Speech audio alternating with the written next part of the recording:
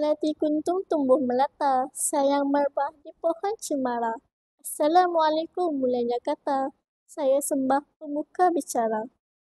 Assalamualaikum, salam sejahtera dan salam nadi ilmu amalan membaca. Saya, Nur Natasha Idina binti Muhammad Fuzi, pelajar tingkatan 2 mewakili Sekolah Menengah Kebahasaan Bandar Tasik Utara dengan kod sekolah PEA 4009. Yang saya hormati para hadirin sekalian serta para pecinta sastra dan sejarah. Pada kesempatan yang berharga ini, izinkan saya membicarakan rumusan novel yang bertajuk Mahadewi Legenda Ratu. Mahadewi Legenda Ratu merupakan novel karya Elbrus yang diterbitkan pada bulan Mei 2024 oleh Bocil. Novel ini menggabungkan elemen legenda Melayu klasik dengan latar masa kini yang kaya dengan fantasi dan misteri. Kisah ini bermula di sekitar Hutan Sakala dan Batu Samsara.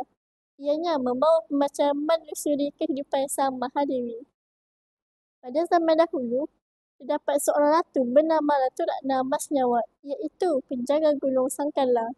Beliau terkenal dengan kecantikan dan keagungannya. Setiap lamaran daripada bangsawan yang menginginkannya ditolak dengan meletakkan syarat-syarat yang tidak logik di akal sehingga membuatkan mereka berputus asa. Dalam alur ceritanya, Tuan Putera Mahadi Syahidan atau lebih dikenal sebagai Musa Berjanggut bertemu dengan Ratu Bersyarat 7 ini. Pertemuan mereka telah menimbulkan perasaan cinta yang hilang dan kembali dalam perbezaan zaman dan waktu, serta mengungkap misteri dan sejarah yang terpendam. Novel ini menggabungkan penceritaan antara dua garis masa iaitu era zaman Melayu Klasik dan era moden. Penulis menggunakan bahasa Melayu Klasik dalam penceritaan zaman dahulu lengkap dengan pantun dan syair. Bahkan penulis juga berjaya menghidupkan karakter sang ratu dengan sangat realistis. Setiap peristiwa digambarkan dengan teliti serta membuat kita seolah-olah berada dalam perjalanan sejarahnya. Justru itu, turut diselipkan elemen-elemen dari pelbagai kisah dengan Melayu seperti Batu Belah Batu Takuk, Daya Senandung dan Maung Putih Bawang Merah bagi menambahkan keindahan plot penceritaan ini. Secara keseluruhannya, Mahadewi Legenda Ratu merupakan novel yang sangat menarik dan sesuai dibaca oleh mereka yang mencintai sejarah maupun sastra.